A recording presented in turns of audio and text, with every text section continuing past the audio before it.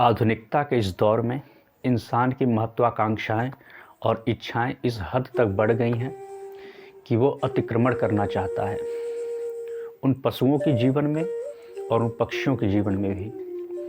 तो इसी का परिणाम ये रहा है कि कई हजारों सालों से हम लोगों ने बहुत सारे स्पीशीज़ को इस धरती से हटा दिया है, सिर्फ़ और सिर्फ हमारे अपने स्वार्थ की वजह से और अपनी बड़ी चढ़ी महत्वाकांक्षाओं की वजह से।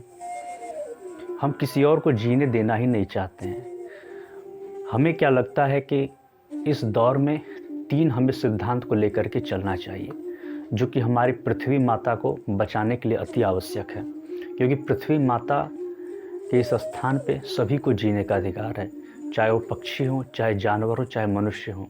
सभी के अंदर जीवात्मा है, सभी जीव हैं, तो सबको जीने का बराबर का अधिकार है। ऐसा न हो कि इंसान अपनी स्वार्थ को इस कदर बढ़ाए कि वो भूल जाए कि और भी जीव जानवर इस पृथ्वी पर हैं और हम उनके जीवन में दखलंदाजी करते जा रहे हैं। हम अपने जीवन को बढ़िया बनाने के लिए और अपने स्वाद के लिए, अपने बेहतरी के लिए हम जानवरों पर क्रूरता को बढ़ाते जा रहे हैं। अपने खुशी के लिए उनके साथ मनोरंजन करते हैं, पक्षियों को कैद करते हैं, जानवरों को कैद करते हैं। तो हमें सोचना होगा कि हमें मदर नेचर के साथ खिलवाड़ नहीं करना चाहिए। तो हमें क्या लगता है कि 3 तरह के सिद्धांत अब इस समय आवश्यक है इस पृथ्वी पर हम सभी इंसानों के लिए। पहला सिद्धांत होना चाहिए वीगनिज़्म का।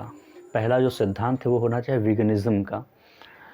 हमें कोई भी ऐसे पदार्थ का इस्तेमाल नहीं करना चाहिए जो पशु क्रूरता से आती हो। हमें टोटली डिपेंडेंट रहना चाहिए वनस्पति आधारित जीवन शैली पर। कोई भी ऐसा प्रोडक्ट ना लें जो पशु से आता हो, जिससे कि पशु पर ज़्यादा क्रूरता बढ़ता जाता है।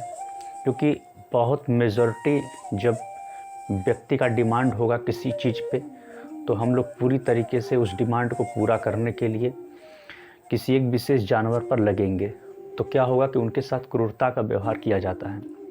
तो हमें वीगनिज़्म को ध्यान देना चाहिए। वीगनिज़्म क्या होता है कि हमें कोई भी ऐसा काम नहीं करना है जिससे पशु को नुकसान हो, चाहे खाने को लेकर के, चाहे स्वाद को लेकर के, चाहे अपने पहनने के लिए, चाहे किसी और चीज़ के लिए। तो पहला सिद्धांत है वीगनिज़्म का और दूसरा सिद्धांत है हम लोगों का मिनिमलिज़्म का। मतलब कम से कम वस्तुओं का हम सेवन करें। जैसे कपड़ों का कम से कम कपड़े को खरीदें, ज़्यादा संसाधन का दोहन ना करें।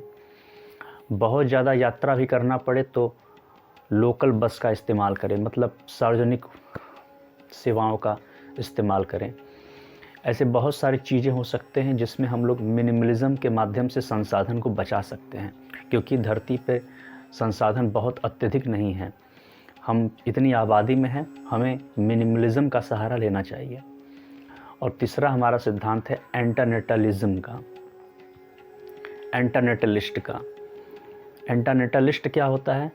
इतनी ज़्यादा आबादी हमारे पास हो गई है कि हमें ये सोचना होगा कि हमें इस धरती पे और ज़्यादा अतिरिक्त बोझ नहीं देना है। अगर आप बच्चे भी पैदा कर रहे हैं तो 2 लोग मिलकर सिर्फ 1 करें, क्योंकि अब हम लोग 8 अरब हो चुके हैं। तो सोचना चाहिए कि अगर एक भी बच्चा हम जबरन पैदा करते हैं तो उस बच्चे के लिए आपको एक नई सड़क, मतलब कुछ भी बोल सकते हैं, सड़क की आवश्यकता पड़ेगी। कोई भी बच्चा आएगा तो उसके लिए एक नई व्यवस्था को करनी पड़ेगी, वाहन की आवश्यकता पड़ेगी, फिर आपको एक मकान को लेना पड़ेगा, ज़मीन लेना पड़ेगा। तो ये सब चीज़ें धरती पर नहीं शेष बची हैं। अगर आपको नया कुछ भी लेना पड़ेगा तो कहीं न कहीं जंगल को काटने पड़ेंगे और जानवरों की जगह को हथियाना पड़ेगा। जैसे आज हम लोग जहाँ बैठे हैं, जहाँ हम लोग खुल के वार्ता करते हैं, जो भी बिजनेस सब कुछ करते हैं, जीवन शैली अपना चला रहे हैं, वो सब कहाँ पर हैं? जानवरों के लाशों के ढेर पे हैं।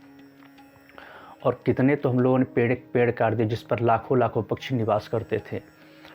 तो ये 3 सिद्धांत बहुत ज़रूरी है, क्योंकि इसके वजह से बहुत सारे पशु पक्षी बेघर हो गए, कितने की स्पीशीज़ हम लोग खा गए, ख़त्म कर दिए।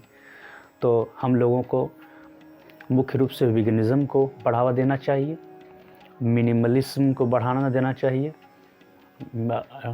मिनिमलिज़्म को बढ़ावा देना चाहिए और हम लोगों को एंटरनेटलिज़्म को बढ़ावा देना चाहिए। तो इस तरीके से हम लोग 3 सिद्धांत को लेंगे, तब जाकर मदर नेचर, धरती माता